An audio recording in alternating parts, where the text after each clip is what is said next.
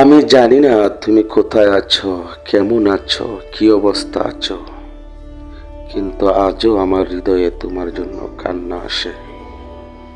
তুমি কি জানো কতটা তোমাকে মায়া করতাম? আমি শুধু আল্লাহর জন্য তোমাকে ভালোবেসেছিলাম।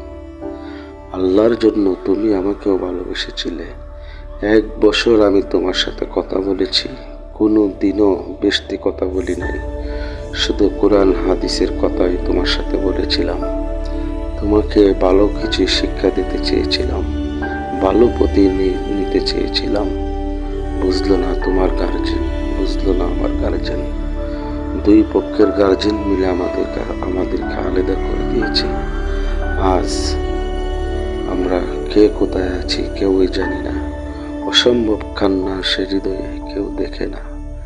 কিন্তু মনে রেখো, এই দুনিয়াতে যদি না পাই, আখিরাতেও আমি তোমার জন্য প্রার্থনা করি আল্লাহর দরবারে।